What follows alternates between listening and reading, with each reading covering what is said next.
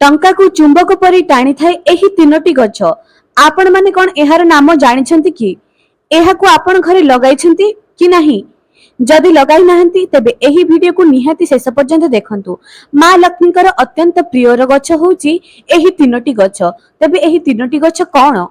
एहार नाम कोन? केउ दिगरे लगाइले आपणकर आर्थिक स्थिति सुदृढ़ हेबो? एवं एही गछर चमत्कारी फायदा आपण माने जानिछंती कि? एही गछर किपरि जत्न नेबे, केउ दिगरे लगाइबे एवं केबे लगाइबे, केउ दिन निज घर को नहीं आसीबे, से संपर्कित पूरा विवरणी आजिर वीडियो रे देखिबी।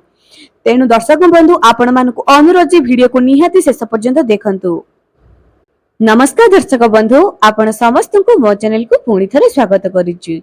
आजिर वीडियो रे मु केउ विषय रे आपण मानकु जणाइबी से संपर्क रे तो मु जणाइ देली। एबे चालंतु सेही वास्तु गछ तीनोटी जहाँकि माँ लक्ष्मीकर अत्यंत प्रिय अटे एवं एही तीनोटी गछ जदि जହାର भी घरे लागि थाए टंका चुंबक परि टाणी होई थाए। एही गछर सेमिति प्रभाव अछि। चलंतु आउ डेरी न करी आजिर वीडियोटी आरंभ करिबा। तागुरु मो दर्शक मानकु अनुरोध जे वीडियो को निहाती शेष पर्यंत देखंतु।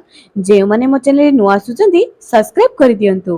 पाखरे थिबा बेल आइकन को क्लिक करी वीडियो को गोटे लाइक टे करि दियंतु एवं एही वीडियो को बहु मात्रा रे शेयर करंतु, जा द्वारा कि अन्य माने मध्य एहर लाभ उठाइ परिबे। दर्शक बंधु, आमे बहुत कर्म करूचे, बेले बेले एमिति हुए आम कर्म हिसाब मुताबक आमे फल पाई पारु न थाए एवं बहुत चेष्टा बहुत नीति नियम पूजा पाठ करि देई थाउ, ता परे मध्य आमे कोनोसी लाभ उठाई पारु नाहु। तेबे जदि आपण माने कर्म रे सफलता पाई पारु नाहंती एवं निजर आर्थिक स्थिति को आहुरी सुदृढ़ करबा पई चाहुचंती, तेबे एही वीडियो को निहाती देखंतु।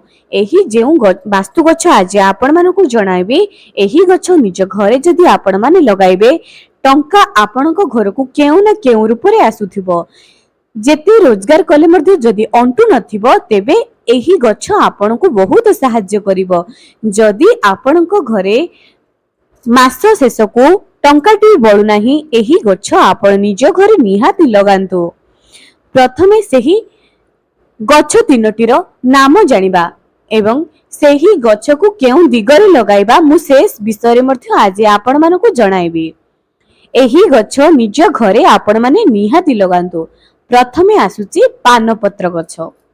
एबे आपण मानकु आश्चर्य लागिबो जे आमे निज घरे पानपत्र गछ को किपरि लगाइबो? निहाती लगाइबे।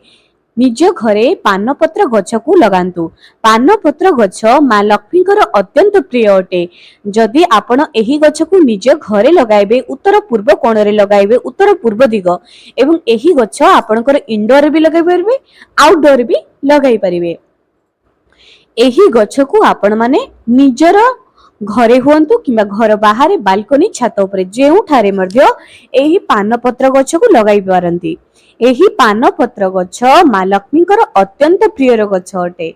तेणु करी तो माँ लक्ष्मी एही गछ जेउ घरे थाए सेही घरे से सदा सर्वदा विराजमान करिथांती। चेष्टा करंतु जे एही पानपत्र गछ को निज घर को निहाती आनिबा पई। एवं एबे आपण मानक मनरे प्रश्न आसुथुबो जे आमे एही गछ को केउठारु आनिबु? दर्शक बंधु, एही इंटरनेट दुनिया रे केउटा असंभव कि? आपण माने चाहिले एहाकू ऑनलाइन रो मध्य मगाई परिबे। तेणु एहाकू ऑनलाइन रो मध्य आपण माने मगाई पारंती। जदि आपणकर आखपाख नर्सरी रे एही गछ पाउ नाहंती, तेबे आपण मगाई पारंती। एही गछ को निज घरे निश्चय लगांतु। छोटिया पॉट रे आपण माने एहाकू लगाई परिबे। एबे द्वितीय गछ सबुठारु शुभ गछ अटे।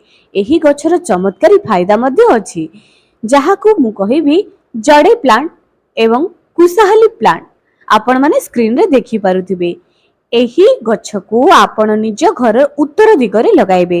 घर भितरे लगांतु किंबा घर बाहरे लगाई परिबे एवं जदि घरर मुख्य द्वार भी लगाउचंती, एहा अत्यंत शुभ अटे।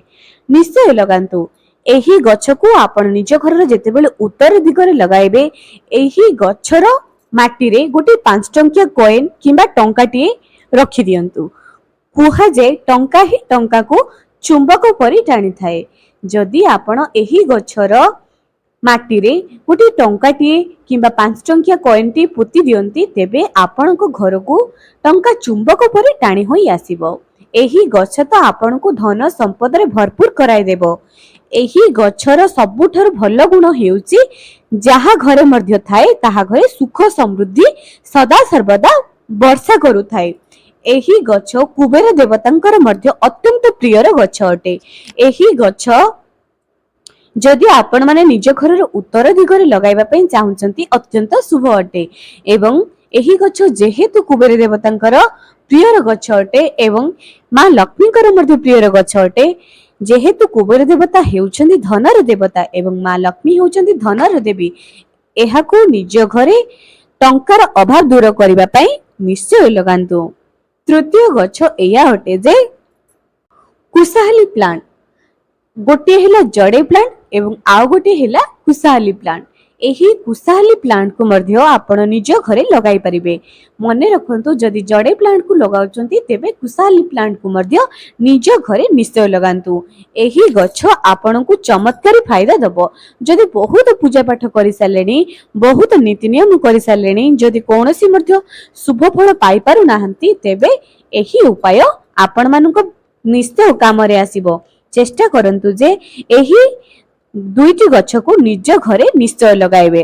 ପାନପତ୍ର ଗଛକୁ ନିହାତି ଲଗାନ୍ତୁ ଏବଂ ଏହି ଗୁରୁବାରକୁ ଗୁରୁବାର ଯଦି ଦୀପଟିଏ ମା ଲକ୍ଷ୍ମୀଙ୍କ ଉଦ୍ଦେଶ୍ୟରେ ମଧ୍ୟ ପାନପତ୍ର ଗଛ ପାଖରେ ଦିଅନ୍ତି, ଏହା ଅତ୍ୟନ୍ତ ଶୁଭ ଫଳ ପ୍ରଦାନ କରିଥାଏ। ଏହି କୁଶାହାଲି ପ୍ଲାଣ୍ଟ ଏବଂ ଜଡେ ପ୍ଲାଣ୍ଟକୁ ଆପଣ କାହାକୁ ମଧ୍ୟ ଉପହାରରେ ଦିଅନ୍ତୁ ନାହିଁ। ଏହି ଗଛ ଯେହେତୁ ଧନର ବର୍ଷା କରେ, ଏହି ଗଛ ଆପଣ ଦିଅନ୍ତୁ ନାହିଁ, କାହାକୁ ଉପହାର ସ୍ୱରୂପ ଦିଅନ୍ତୁ ନାହିଁ, କିମ୍ବା ଯଦି କେହି ଆପଣଙ୍କୁ ଗୋଟିଏ ଡାଳଟିଏ ବି ମାଗୁଛି ଦିଅନ୍ତୁ ନାହିଁ।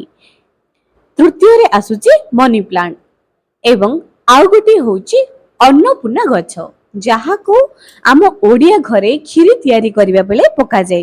ଏହି ଗଛ ବହୁତ ଶୁଭକାରୀ ଗଛ ହୋଇଥାଏ। ଏହି ଗଛକୁ ଆପଣ ନିଜ ଘରେ ନିହାତି ଲଗାନ୍ତୁ। ଅନ୍ନପୂର୍ଣ୍ଣା ଗଛ, ଯାହାକୁ କ୍ଷୀରି କରିବା ସମୟରେ ଯାହାକୁ ପକାଯାଏ, ସେହି ଅନ୍ନପୂର୍ଣ୍ଣା ଗଛ। ଏବଂ ଆଉ ଗୋଟେ ହେଉଛି ମନି ପ୍ଲାଣ୍ଟ। ମନି ପ୍ଲାଣ୍ଟ ତ ଘରେ ଘରେ ପରିଚିତ, କିନ୍ତୁ ଯେଉଁ ମନି ପ୍ଲାଣ୍ଟ କି ପୁରା ସବୁଜ ରଙ୍ଗର ଥାଏ, ଯେଉଁଠାରେ କି କୌଣସି ହଳଦିଆ ରଙ୍ଗର କୌଣସି ଚିହ୍ନ ନଥାଏ, ପୁରା ସବୁଜ ରଙ୍ଗର ଥାଏ, ସେହି ଗଛ ଧନ ଆଗମନରେ ଆପଣଙ୍କୁ ସାହାଯ୍ୟ କରିବ।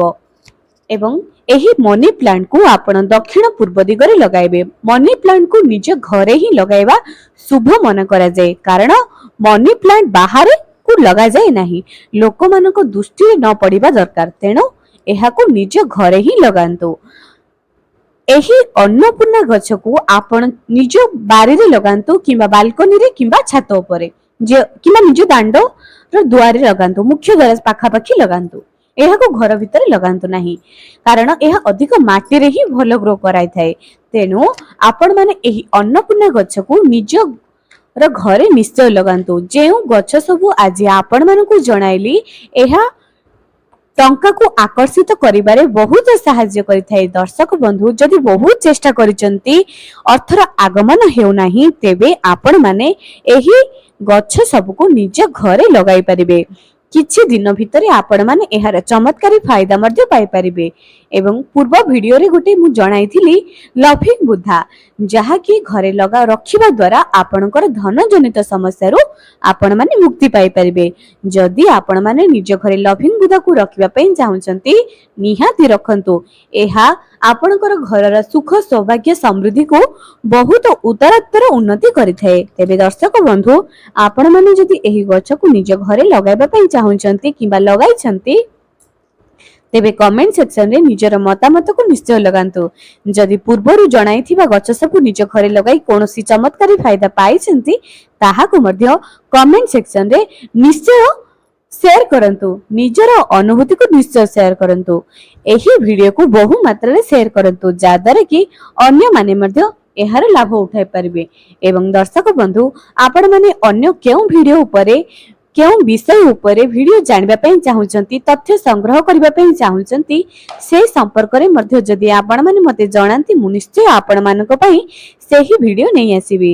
ତେବେ ଆଜି ପାଇଁ ରହିଲି, ପୁଣି ଦେଖା ହେବ ଆଗାମୀ एक सुंदर वीडियो रे रहुची। जय जगन्नाथ। कमेंट सेक्शन रे जय मां लक्ष्मी निहाती लेखंतु।